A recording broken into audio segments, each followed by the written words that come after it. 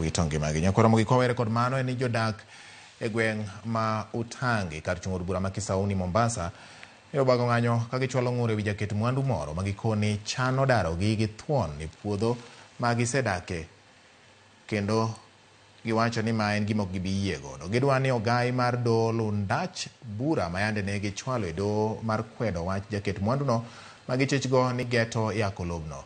Jojaoko nigi ler mathoth kowuok Mombasa. Magi jodak e gweng' ma Utangi Mombasa ka chwalo ng'ur margi bang' jaket mwandu moro chwalo negi oboke madwa ni gidar e puodho ma gikone gisedakie thuolo moheo higni 30 sani.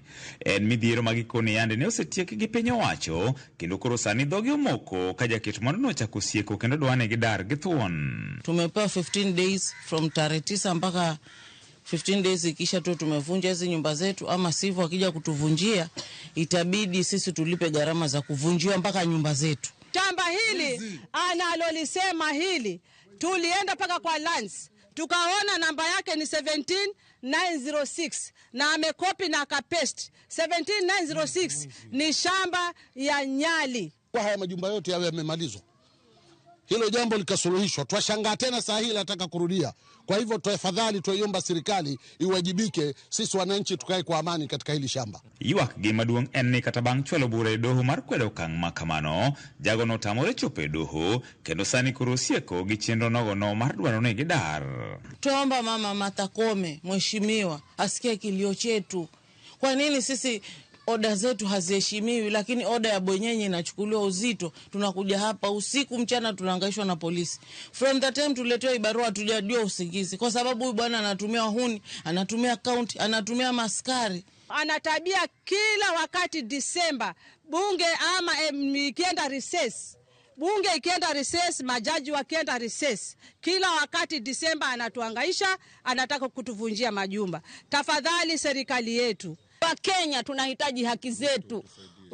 Ruto, ukiwa unaweza kutusikia sisi wananchi, tusikie.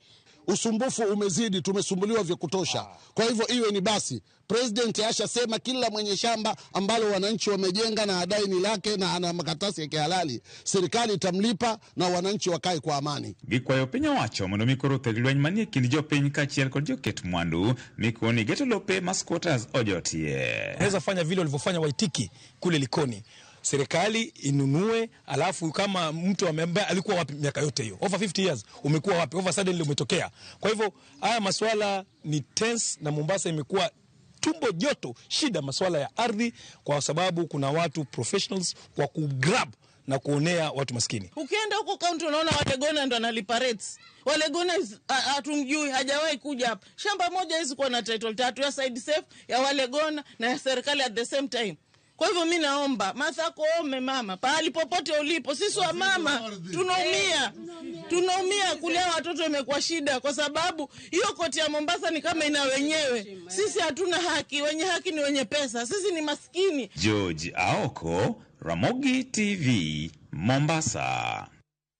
Ero kamano Nyakora Mogi gi report mar Jojaoko kowuok Mombasa tero wa yweyo mar Nyakora Mogi gi kinde ni dakika 50 kod achiel bang'